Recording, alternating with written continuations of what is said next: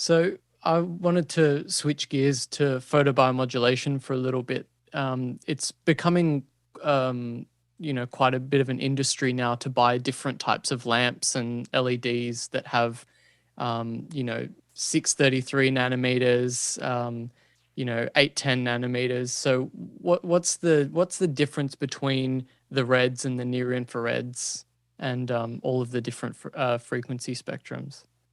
Right. So obviously, near infrared is deeper than red for sure. Um, it penetrates at least 2 or 3 times deeper.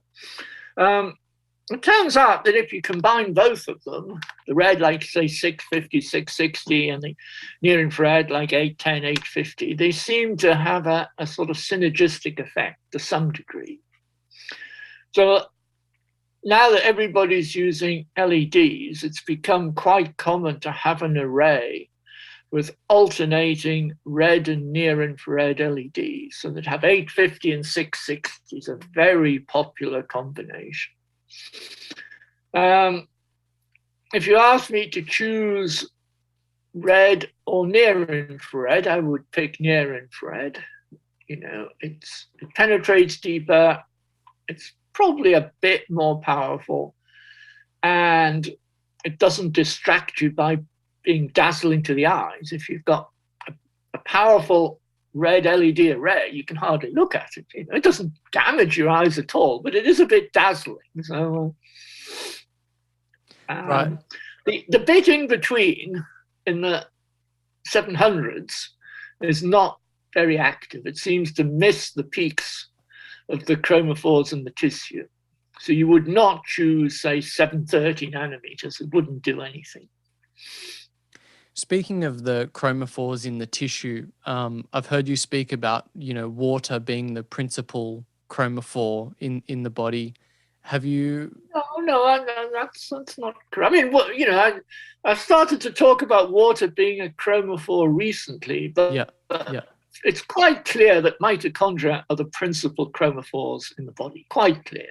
Okay. Now, whether it's cytochrome C oxidase or other cytochromes, but the mitochondria are the big reservoir of pigments which are not hemoglobin or myoglobin. Right? All the other pigments are in the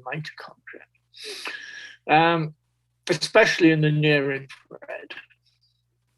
So water is an interesting chromophore because if you look at it, it's clear, it's not colored. Even if you look at it in the infrared, it's not particularly absorbing. So the effects of water are quite subtle and involve, increased vibrational energy, which is heat, basically, but not measurable heat. So you don't heat up the tissue to a measurable degree, but you can perhaps disturb the conformation of proteins such as ion channels, for instance. But having said that, it is quite clear that the main chromophores are located in the mitochondrial respiratory chain. So there's a lot of talk about cytochrome C oxidase, and obviously that work was done by Tina Carew back a few decades ago. But I spoke to John Metrofinus a couple of months ago, and he said that there were a few studies coming out that there were cytochrome C oxidase. There were rats without this cytochrome C oxidase, and they were still getting benefits from the photobiomodulation. So do you think that there are other similar chromophores in the mitochondria that are helping to boost mitochondrial activity? Right.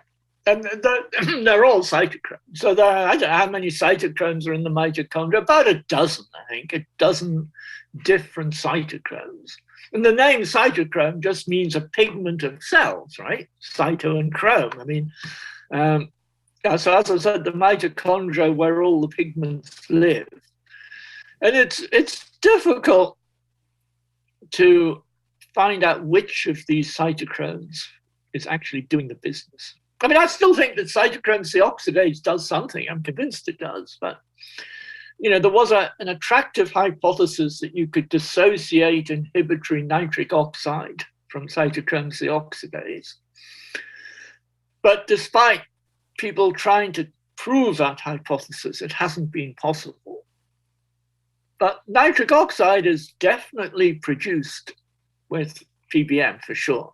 The question is, where does it come from? Reactive oxygen species are definitely produced, but you get those by increasing the activity of mitochondria. So, calcium changes that you can easily measure, which may be due to mitochondrial changes, but that was one reason why people started to think about light-sensitive ion channels, as the calcium changes. And then people figured out that there were light-sensitive ion channels, which actually insects use for vision. So insects do not rely on rods and cones like mammalian species do. Insects have these transient receptor potential ion channels in their eyes, which are light-sensitive.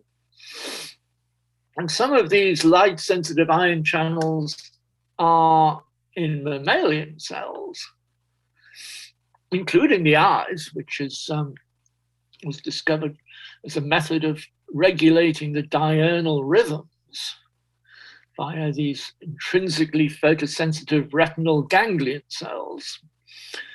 I think the whole business of light-sensitive ion channels and heat-sensitive ion channels is still under investigation. But I suspect they will definitely turn out to be involved in PBM mechanisms.